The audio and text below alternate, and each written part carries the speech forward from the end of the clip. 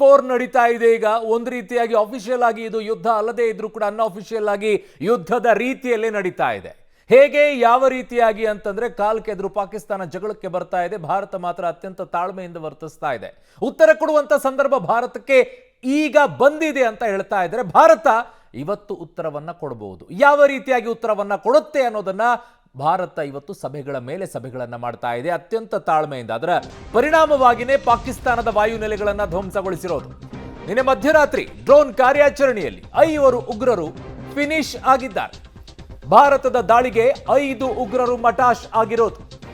ಸತತವಾಗಿ ಉಗ್ರ ಹತ್ಯೆ ನಡೀತಾ ಇದೆ. 3 ಜೈಷೆ ಮೊಹಮ್ಮದ್ ಇಂದ, 2 ಲಷ್ಕರೆ ತೊಯ್ಬಾ ಉಗ್ರ ಸಂಘಟನೆಯಲ್ಲಿರುವಂತವ್ರನ್ನ ಹತ್ಯೆ ಮಾಡಲಾಗಿದೆ. ಪ್ರಮುಖ ಉಗ್ರರನ್ನ ಹತ್ಯೆಗೈದಿದೆ ಭಾರತೀಯ ಸೇನೆ. ಬಿಡಬಾರದು, ಅವು ರಕ್ತ ಬೀಜಾಸುರರು, ಅದರ ಸಂತತಿನೇ ನಾಶವಾಗಬೇಕು. ಆ ಸಂತತಿ ನಾಶವಾಗಬೇಕು ಅಂತಂದ್ರೆ ಒಂದು ಹೆಜ್ಜೆಯನ್ನ ಮುಂದೆ ಇಡಲೇಬೇಕಾಗತ್ತೆ. ನಿನ್ನೆ ಮಧ್ಯರಾತ್ರಿ ಡ್ರೋನ್ ಕಾರ್ಯಾಚರಣೆಯಲ್ಲಿ 5 ಉಗ್ರರು ಫಿನಿಶ್ ಆಗಿರೋದು. ಸತತವಾಗಿ ಭಾರತದ ದಾಳಿಗೆ ಉಗ್ರರು ಫಿನಿಶ್ ಆಗ್ತಾ ಇದ್ದಾರೆ. ಹಾಗಾಗಿ ಪಾಕಿಸ್ತಾನಕ್ಕೆ ಒಂದು ರೀತಿಯಾಗಿ ಭಯ ಆಗ್ತಾ ಇದೆ. ನಾವೇ ಸಾಕಿದ ಗಿಣಿಗಳನ್ನ ಈ ರೀತಿಯಾಗಿ ಭಾರತ ಹೊಡಿತಾ ಇದೆಯಲ್ಲ ಹದ್ದಾಗಿ, ಹಾಗಾಗಿ ಏನ್ ಮಾಡೋಣ ಅಂತೇಳಿ ಪತ್ರಗಿಟ್ಟು ಹೋಗಿ ಈ ರೀತಿಯಾಗಿ ದಾಳಿಯನ್ನ ಮಾಡ್ತಾ ಇದೆ. ಯಾರ್ಯಾರು? ಉಗ್ರ ಮುದಸ್ಸರ್ ಖಾದಿಯಾನ್ ಖಾಸ್, ಲಷ್ಕರ್ ಎ ತೊಯ್ಬಾ ಉಗ್ರ ಸಂಘಟನೆಯ ಮುಖಂಡ ಇವನು. ಲಷ್ಕರ್ ಎ ತೊಯ್ಬಾ ಉಗ್ರ ಸಂಘಟನೆಯ ಮುಖಂಡ. ಇನ್ನೊಂದು ಕಡೆಗೆ ಮುರಿದ್ಕೆಯ ಮರ್ಕಜ್ ತೈಬಾದ್ ಉಸ್ತುವಾರಿ ಕೂಡ ಇವನು. ಉಗ್ರ ಮುದಸ್ಸರ್ ಖಾದಿಯಾನ್ ಖಾಸ್ ಇದಾನಲ್ಲ, ಮುದಸ್ಸರ್ ಅಂತ್ಯಕ್ರಿಯೆ ವೇಳೆ ಪಾಕ್ನ ಸೇನೆ ಗೌರವ ವಂದನೆಯನ್ನ ಕೊಟ್ಟಿತ್ತು. ಅತ್ಯಂತ ಶೇಮ್ ಅದು. ಯಾಕೆ ಅಂತಂದ್ರೆ ಒಂದು ದೇಶದ ಒಬ್ಬ ಸೈನಿಕ ಹೋಗಿ ಉಗ್ರರಿಗೆ ಯಾಕೆ ಅವ್ರು ಹೋಗ್ತಾರೆ ಅಂತಂದ್ರೆ ಅವರು ಆ ದೇಶದಲ್ಲಿ ಅವರನ್ನ ಉಗ್ರರು ಅಂತ ಅವ್ರು ಕರೆಯೋದಿಲ್ಲ, ಹೋರಾಟಗಾರರು ಅಂತ ಕರೀತಾರೆ.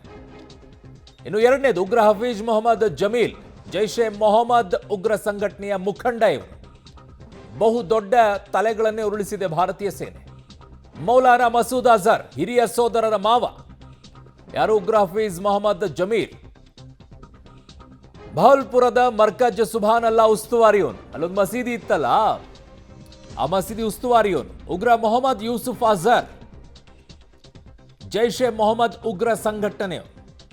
ಯಾರು? ಉಗ್ರ ಮೊಹಮ್ಮದ್ ಯೂಸುಫ್ ಅಜರ್ ಬಹಳ ಮೋಸ್ಟ್ ವಾಂಟೆಡ್ ಇವನು. ಇವನ ಹೊಡೆದು ಹಾಕಬೇಕಾಗಿರುವಂಥದ್ದು ಅತ್ಯಂತ ಬೇಕಾಗಿತ್ತು. ಜೈಷೆ ಮೊಹಮ್ಮದ್ಗಾಗಿ ಶಸ್ತ್ರಾಸ್ತ್ರ ತರಬೇತಿ ನಿರ್ವಹಣೆಯನ್ನ ಮಾಡ್ತಾ ಇದ್ದಿದ್ದು ಇವನು. ಅಲ್ಲಿ ತರಬೇತಿಯನ್ನ ಕೊಡ್ತಾ ಇದ್ದ, ಮಕ್ಕಳನ್ನ ಪುಸಲಾಯಿಸ್ತಾ ಇದ್ದ. ಜಮ್ಮು ಕಾಶ್ಮೀರದ ಅನೇಕ ಭಯೋತ್ಪಾದಕ ದಾಳಿಗಳಲ್ಲಿ ಭಾಗಿಯಾಗಿದ್ದ. IC 814 ಅಪಹರಣ ಪ್ರಕರಣ ಬೇಕಾಗಿದ್ದಂತ ಉಗ್ರ, ವಿಮಾನದ್ದು ಅಪಹರಣವನ್ನ ಮಾಡಿದ್ದ, ಬೇಕಾಗಿದ್ದ. ಉಗ್ರ ಅಬು ಖಾಲಿದ್, ಲಷ್ಕರ್ ಎ ತೊಯ್ಬಾ ಉಗ್ರ ಸಂಘಟನೆ.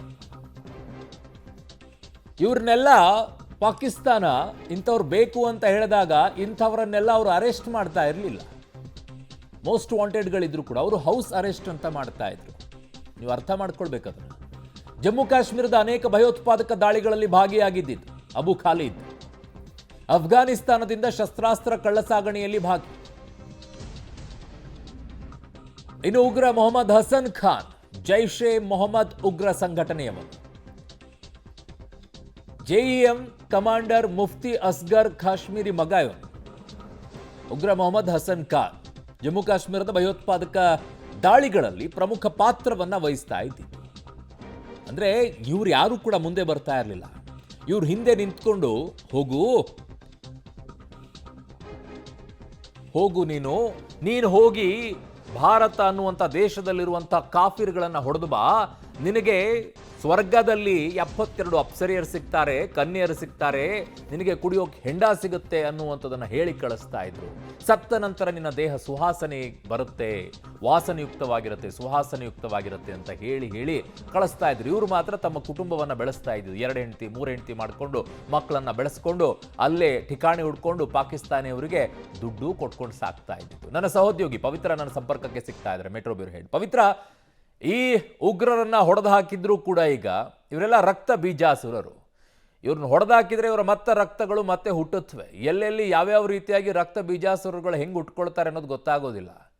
ಇವರ ಕಥೆಯನ್ನ ಹೇಳೋದಾದ್ರೆ ಪವಿತ್ರ, ಅರುಣ್, ಈಗ ಭಾರತ ಒಂದಿಷ್ಟು ದಿನ ಈ ಆಪರೇಷನ್ ಸಿಂಧೂರ ಏನಿದೆ ಅದು 3 ರಿಂದ 4 ದಿನದ ಮುಂಚಿತವಾಗಿ ನಡಿಬೇಕಾಗಿತ್ತು ಅನ್ನುವಂತಹ ಮಾಹಿತಿ ನಡೆದ ನಂತರ ರಿವೀಲ್ ಆಗಿತ್ತು. ಯಾಕಂದ್ರೆ ಭಾರತ ಕಾಯ್ತಾ ಇದ್ದಿದ್ದಂತೂ ಕೇವಲ ಉಗ್ರ ನೆಲೆಗಳನ್ನ ಧ್ವಂಸ ಮಾಡೋದು ಮಾತ್ರ ಅಲ್ಲ, ಅಲ್ಲಿರುವಂತಹ ಟಾಪ್ ಲೀಡರ್ಗಳು ಕೂಡ ಬಲಿ ಆಗಬೇಕು. ಈ ಭಾರತಕ್ಕೆ ವಿಧ್ವಂಸ ಕೃತ್ಯಗಳ ರೂವಾರಿಗಳು ಯಾರಿದಾರಲ್ಲ, ಪದೇ ಪದೇ ಭಾರತವನ್ನ ಕೆಣಕೋದು, ಆ ರೂವಾರಿಗಳು ಸಿಗಬೇಕು ಅನ್ನುವಂತಹ ಕಾರಣಕ್ಕೆ ಭಾರತ ತುಂಬಾ ಕಾದು ಕಾದು ಆ ದಿನವನ್ನ ಫಿಕ್ಸ್ ಮಾಡಿತ್ತು ಅನ್ನುವಂಥದ್ದು. ಸೊ ಅದರ ಪರಿಣಾಮ ಮೋಸ್ಟ್ ವಾಂಟೆಡ್ ಉಗ್ರರು ಈಗ ಬಲೆಗೆ ಬಿದ್ದಿದ್ದಾರೆ. ಸೊ ಅವರು ಬಲಿಯಾಗಿದ್ದಾರೆ ಅನ್ನುವಂತಹ ಮಾಹಿತಿ ಬರ್ತಾ ಇದೆ. ಆ ಉಗ್ರರ ಹೆಸರುಗಳು ಕೂಡ ರಿವೀಲ್ ಆಗ್ತಾ ಇದೆ. ಲಷ್ಕರ್ನ ಉಗ್ರರು ಯಾವ ರೀತಿ ಇದ್ರು, ಅವರು ಎಷ್ಟರ ಮಟ್ಟಿಗೆ ವಿಧ್ವಂಸಕ ಕೃತ್ಯಗಳನ್ನ ಭಾರತದಲ್ಲಿ ಮಾಡ್ತಾ ಇದ್ರು. ಜೈಷ್ ಎ ಮೊಹಮ್ಮದ್ ಅಂತೂ ಪ್ರತಿ ಬಾರಿಯೂ ಕೂಡ ಭಾರತಕ್ಕೆ ಕಂಟಕವಾಗ್ತಾ ಇತ್ತು. ಸೊ ಇದರಿಂದಾಗಿ ಆ ಟಾಪ್ ಉಗ್ರರನ್ನೇ ಮಟ್ಟ ಹಾಕೋದಕ್ಕೆ ಭಾರತ ಪ್ರಯತ್ನವನ್ನ ಪಟ್ಟಿತು. ಅದರಲ್ಲಿ ಈಗ ಸಕ್ಸಸ್ ಕೂಡ ಕಂಡಿತು. ಈ ಟಾಪ್ ಉಗ್ರರು ಯಾರು 5 ಜನ ಸಾವನ್ನಪ್ಪಿದ್ದಾರೆ, ಅವರೆಲ್ಲರೂ ಕೂಡ ಯಾವ ರೀತಿ ವಿಧ್ವಂಸಕ ಒಂದು ಕಡೆಯಿಂದ ಟ್ರೈನಿಂಗ್ ಗಳನ್ನ ಕೊಡೋದು, ಯುವಕರುಗಳನ್ನ ಕರ್ಕೊಂಡು ಬಂದು ಅಲ್ಲಿ ಮದ್ರಾಸಗಳಲ್ಲಿ ಟ್ರೈನಿಂಗ್ ಗಳನ್ನ ಕೊಡೋದು, ಅವ್ರನ್ನ ಪಾತಕ ಕೆಲಸಕ್ಕೆ ಬಿಡುವಂಥದ್ದು, ಜೊತೆಗೆ ಇನ್ನೊಂದು ಕಡೆಗೆ ಸೂಸೈಡ್ ಬಾಂಬರ್ ಗಳನ್ನ ತಯಾರು ಮಾಡುವಂಥದ್ದು, ಅವರ ಬ್ರೈನ್ ವಾಶ್ ಮಾಡುವಂಥದ್ದು, ವೆಪನ್ ಅನ್ನ ಸ್ಮಗ್ಲಿಂಗ್ ಮಾಡುವಂಥದ್ದು, ಈ ರೀತಿಯ ಉಗ್ರ ಕೃತ್ಯಗಳನ್ನ ಮಾಡ್ತಾ ಇದ್ದಂತಹ, ವಿಧ್ವಂಸಕ ಕೃತ್ಯಗಳನ್ನ ಮಾಡ್ತಾ ಇದ್ದಂತಹ 5 ಜನ ಉಗ್ರರಿಗೆ ಭಾರತ ನರಕದ ದಾರಿಯನ್ನು ತೋರಿದೆ. ಅರುಣ್, ಓಕೆ ಪವಿತ್ರ, ನಿಮ್ಮೆಲ್ಲ ಮಾಹಿತಿಗೆ ಧನ್ಯವಾದಗಳು. ಸೊ ಈಗ ಆಗಿರುವಂಥ ಬೆಳವಣಿಗೆಯಲ್ಲಿ ಉಗ್ರರನ್ನ ಮಟಾಶ್ ಮಾಡ್ತಾ ಇದೆ ಭಾರತ ಒಂದಾದ ನಂತರ.